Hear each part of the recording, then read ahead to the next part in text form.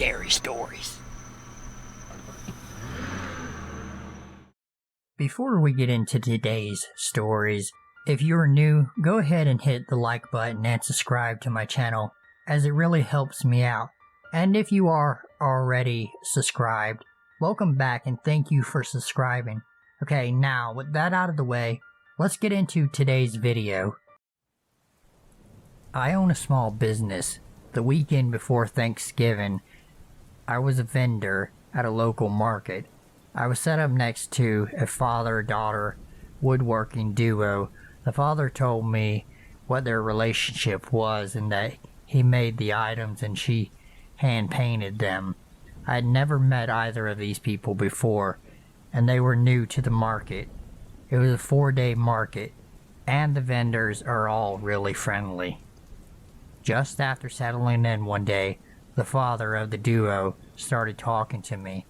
With the friendliness of the vendors in mind, the fact that I was in similar age to his daughter, him being 20 plus years older than me, and him telling me lots of dad jokes and old guy jokes, it didn't strike me as weird.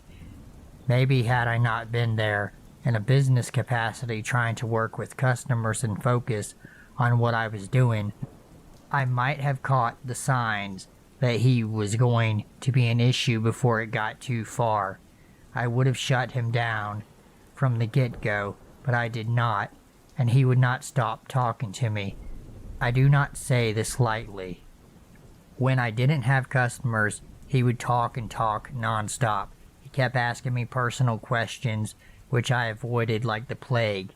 I tried to work on making some items while we were slow, turning away from him and trying to deter him from talking to me, but it didn't stop him. No amount of ignoring him turned him away. If he was in the middle of saying something and a customer came to the table, he would interrupt or talk over the customer, or even over me talking to the customer. He would come over, stand in front of my table, and block customers from physically being able to get to it, and he'd talk. He stepped in front of customers to talk. He also tried moving my product around because he has OCD and my colors needed to be organized better. I organized my table by product, not by color, or nobody would find anything because everything would be all over the place.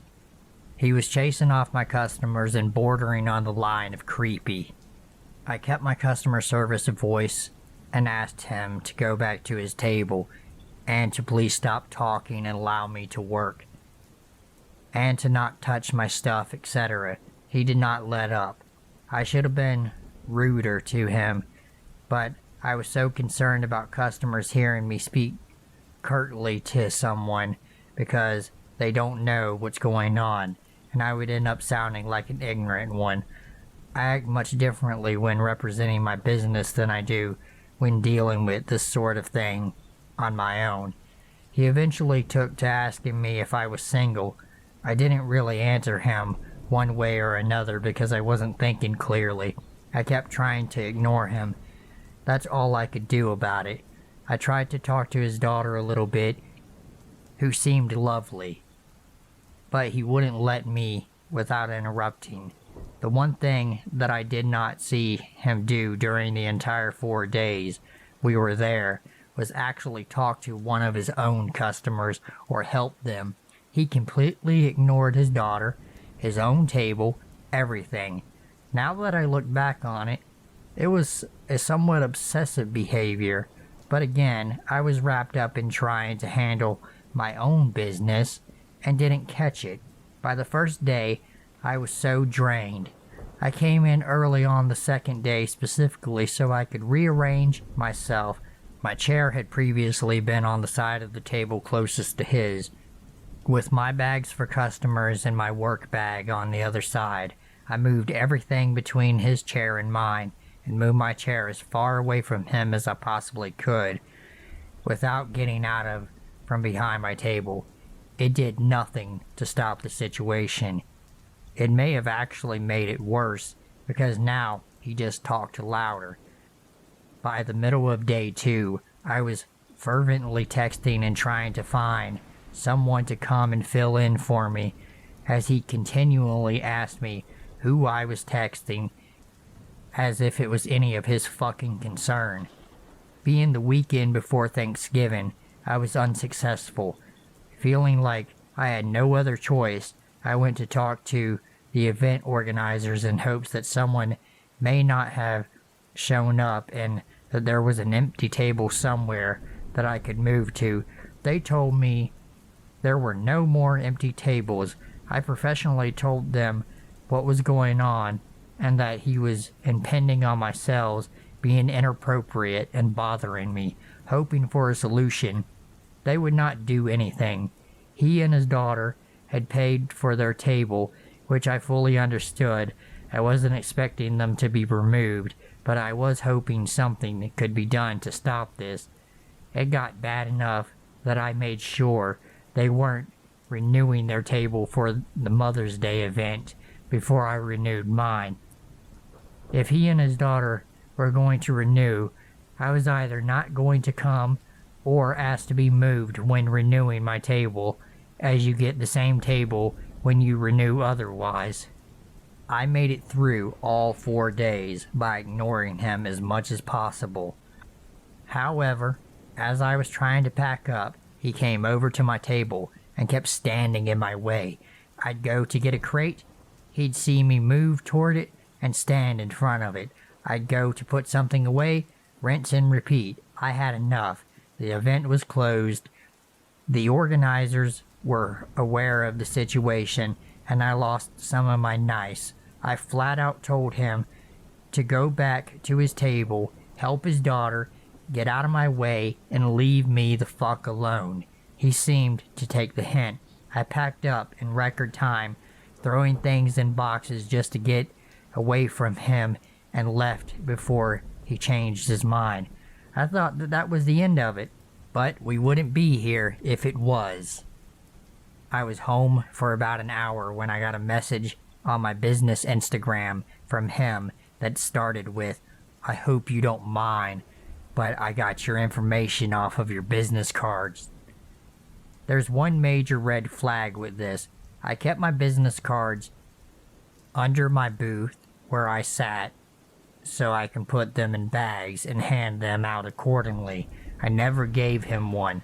I never would have. The only way he got one was to go behind my table and take one while I was in the bathroom.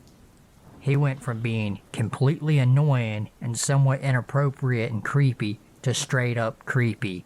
He then proceeded to come on a multiple paragraph rant about how he had no friends, knew immediately we were going to be the best of friends. He also told me there was an obvious spark between us, and he couldn't believe he found his best friend and soulmate. He wanted to know when he could take me out on a date after all the sexual tension over the last 4 days. I was floored. I did everything I could over those 4 days, short of telling him to shut the fuck up and go back to wherever level of Dante's Inferno that he came from, and this is what he took out of it. I flat out told him that I was not interested. I do not feel the same way or enjoy talking to him over the weekend, and that he was not to message me or attempt to contact me again, or he would be immediately blocked. Long story short, I gave him the same spiel multiple times and had to block him on Instagram, ban him on my business Facebook page, and block him through my business email.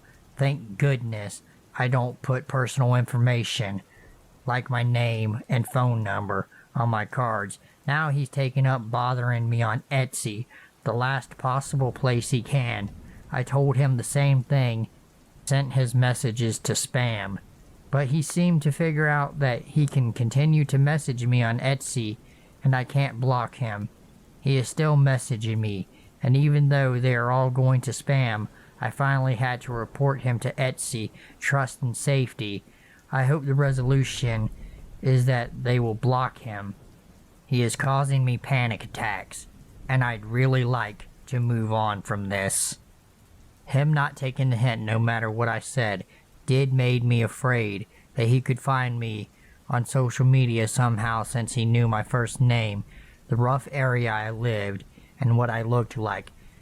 Since he had a very unusual name, I found him on every social media site that I could and preemptively blocked him just to keep myself safe. I did find one very important thing while doing so. When I went to block him on Facebook, his entire profile was public, and he liked to post about every single thing he did. I took a moment to scroll through his feed, simply to try and get a feel for if I felt he could be violent or not. With one very quick scroll, I found out that almost every single thing he had told me was a lie. For one, the girl he was with wasn't even his daughter, and he wasn't involved in the business in any way. Granted, he was the one who told me that, and she wasn't around when he said it, so she probably had no idea I thought this, and that's probably why he wouldn't let me talk to her without interrupting. She was his niece, and she and her husband made the items. He was helping her in her husband's place. I've kept screenshots of his messages and also the things on Facebook that contradict them in case, God forbid, I need them to file a police report. I have also already chatted with my friend's friend, who is a local police officer. The laws in our area are really for the stalkers, and we have a high rate of deaths here at the hand of stalkers because of it. I was told that because he used my business information, which is public, regardless of how he got it, I could not do anything. I had to wait until he moved into my personal accounts to file charges. I'm currently working to find out if there's loopholes to that, because what he is doing cannot be okay. It feels so strange that it could be illegal for him to continue to harass me even after being told no, just because it's a business page. I've also gotten a P.O. box for my business a few towns over in case he and his friend order something from my shop in an attempt to get my address. I was very forward in my last message with him prior to reporting him to any personal contact, or any contact in general would be considered harassment. I am going back to the next market. I am worried about him showing up to it or any other events, because I do have a website that lists my events so that my customers know where to find me. I have kept every correspondence with him and every message where I've told him no. I have screen caps in my phone in case that fails. I typically only do larger events that have a police presence, and if he approaches me at an event, I fully intend to take those messages to one of those officers and show them that I have told him multiple times to leave me alone, and the last time I told him exactly why I wanted left alone, and that what he is doing is inappropriate, so I had a written record. I'm hoping if the police see him show up in person to an event I'm at, and he proceeds to talk to me after he's been told to not talk to me, it will be considered stalking. I'm also working on getting a large male friend of mine to come to my events and help me out. I'm hoping this all ends here, and that he will end up disliking me and decide he deserves better than me and I'm not worth his time. But I worry if he'll try to find me or retaliate. I don't know what's going to happen, so I've documented accordingly. So, fake woodworking vendor guy, let's not meet again.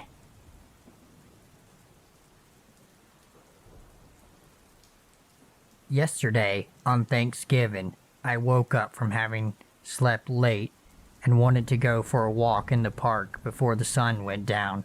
As I pulled into the parking lot, I noticed the van next to me.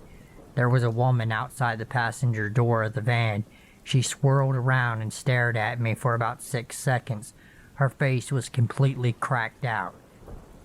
It had sunken in, and she looked like a reptile. Her eyes were absolutely dead. I could tell she was completely out of it.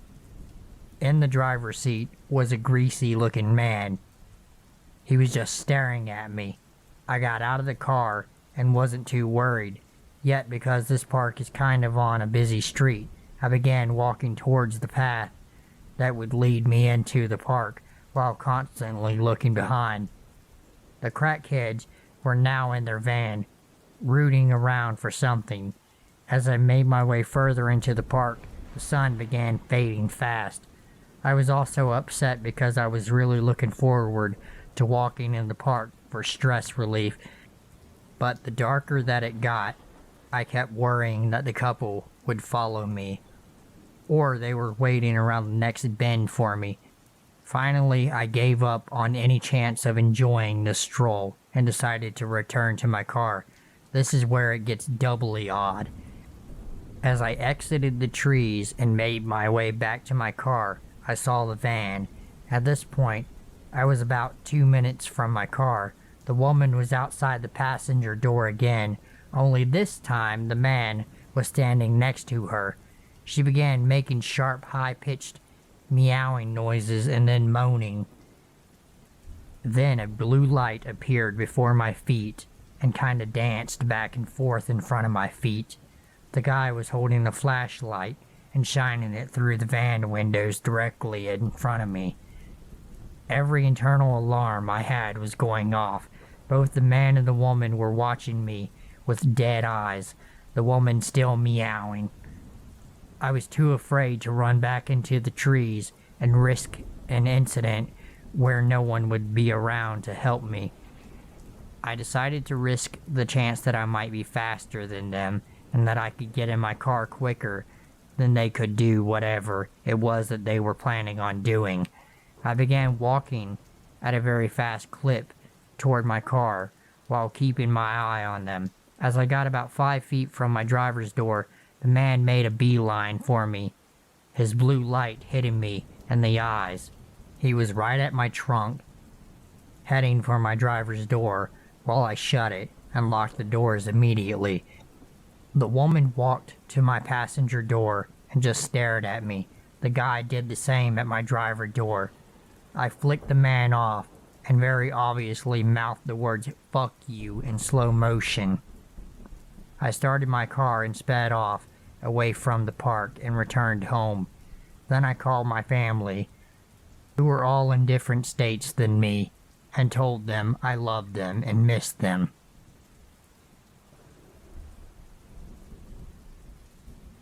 This was a very strange encounter. It was very scary at the time, but when I tell people this story, they usually don't think it was something to freak out about.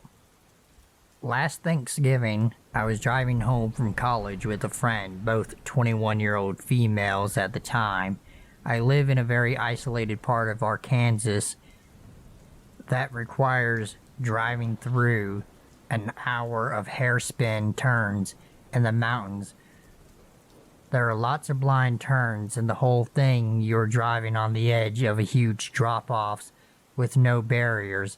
I'm usually pretty confident driving through the mountains, but we are in my friend's car, so I was going slower than usual, driving about 5 over the speed limit. Also, as soon as we started the roughest part of the drive, another car was tailgating us pretty close. This was stressing me out, and as soon as I saw somewhere I could pull over, I did. I pulled into a church parking lot, and my friend offered to drive the rest of the way, but I declined, as it was completely dark, and she had never driven this route before. We get back on our way, and a few minutes later, I have to come to a screeching halt, as there is a car stopped in the middle of the road. It wasn't on the shoulder at all, just stopped, dead in the middle of the road.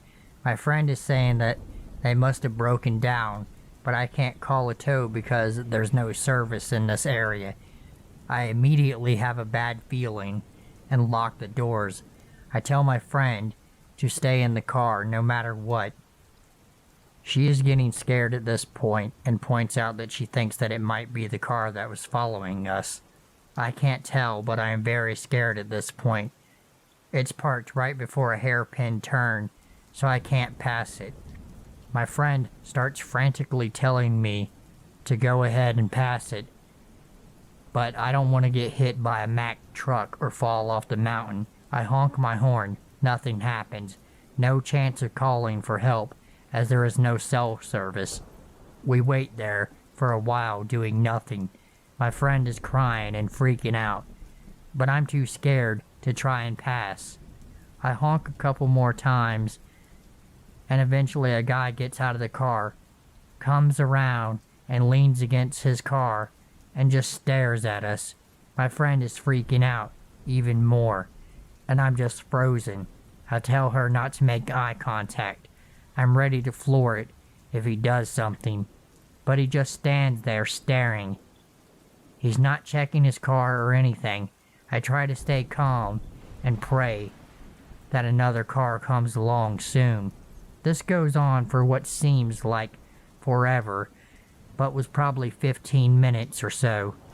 He's just casually leaning against his car looking at us. Eventually we see headlights in our rear view, and then the guy jogs to his car door and gets back in his car. He speeds off, going dangerously fast, so there was nothing wrong with his car. I start driving, not wanting to cause a wreck. We don't see anything else for a while, but we pass the same car parked along the highway a while later, and it pulls back on and starts tailing us again. I try to speed up and get rid of him, but he keeps following. We have cell service at this point, but I don't know if we should call the cops because nothing really happened. I call home and tell my brothers what was going on and tell them to wait on the porch for us. The car follows me all the way home, down the really long drive to my house. I get to my house and my two brothers are waiting on the porch, holding their deer rifles. I pull in and the car just goes to the end of the drive, loops around and speeds back off the way it came. We tried to see its plates, but we couldn't make them out. Me and my friend were really freaked out, but when I told other friends the whole story, they didn't think that it was such a big deal.